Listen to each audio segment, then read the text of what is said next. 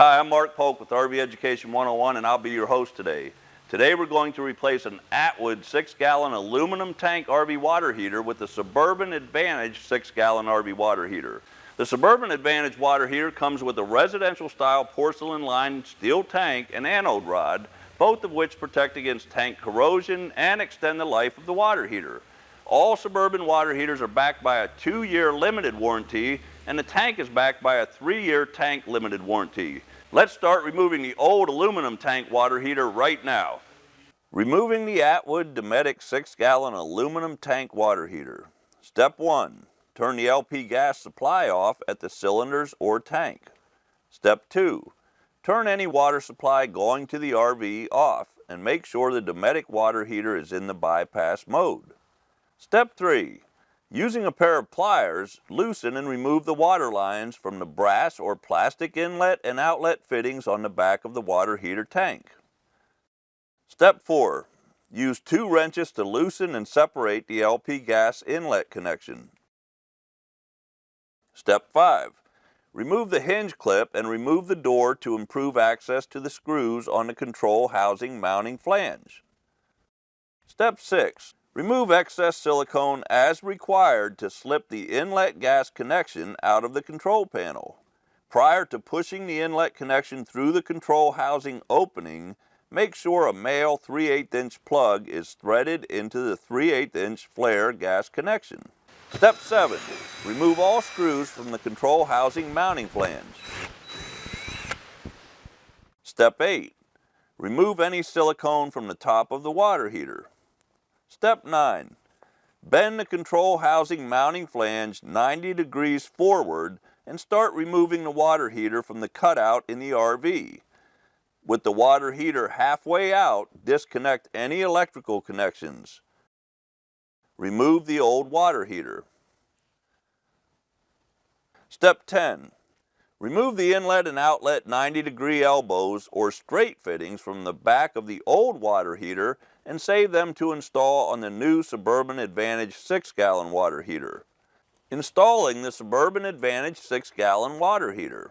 Step 1. Apply pipe dope or Teflon tape to the ends of the fittings that go in the new tank. Install the 90-degree elbows or straight fittings on the back of the new water heater tank. Make sure the fittings are positioned correctly to reattach the water lines. Step 2. Remove any old sealant from around the water heater opening and clean the surface. Be careful not to damage any graphics or decals. Step 3. This is a good time to remove the old cone washers from the hot and cold water line fittings and replace them with new cone fittings. Step 4. Install butyl tape to the back side of the water heater mounting flange. Step 5. Position the water heater partially into the framed opening. Step 6. Route the inlet gas line through the control housing gasket. It might be necessary to remove the grommet from the control housing. Step 7. Connect the 3/8-inch LP gas supply line to the 3/8-inch flare fitting at the gas valve located in the control housing. When making the gas connection, hold the gas fitting on the valve with the wrench while tightening the flare nut. After making the gas connection at the valve, reinstall the grommet. Step 8. Bend the control housing flanges 90 degrees and press firmly against the side of the RV. Step 9. While pushing the unit against the butyl tape, secure the 4 corner brackets to the RV using number 8 screws or equivalent.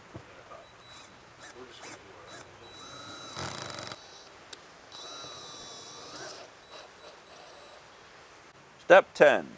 Secure the water heater to the RV's exterior by inserting the same type of number 8 screws in all of the holes provided around the flange of the water heater control housing.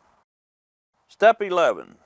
Use sealant around the opening to seal the control housing for a watertight seal against the RV's exterior and seal any openings around the grommet at the gas line. Step 12. Suburban recommends using Suburban Advantage water heater access doors or equivalent. Access doors are sold separately. To secure the door, snap the hinge pin into the clip on one side of the control housing and slide the corresponding side of the door into the hinge pin. Next, slide the hinge pin into the opposite side of the door and snap it into the clip at the same time. Step 13.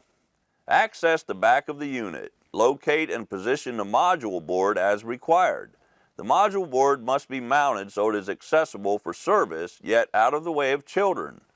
It should be located in an area where it will not be subjected to moisture, cleaning chemicals, and flammable vapors and liquids. The module board can be mounted using the adhesive backing or with two number 6 by 5/8 inch screws or other suitable hardware. Step 14.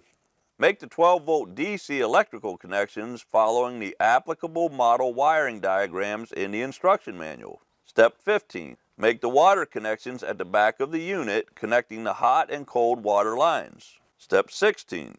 Fill the water tank with water. Open both hot and cold water faucets to expel air from the tank. When the tank is full and water flows from the faucets, close both faucets and check all connections for leaks. Step 17. Turn the LP gas supply on and check all fittings and connections for leaks using an approved soap and water solution. Correct even the slightest leak immediately. Replacing the old 6-gallon Atwood Dometic aluminum tank water heater with a new Suburban Advantage 6-gallon water heater is not a difficult job.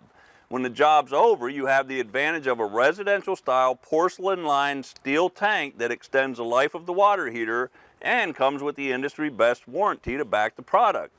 You also get a water heater with a higher recovery rate, reducing the amount of time required to continue the supply of water at the desired temperature. For more information, take a minute to visit the website on the screen.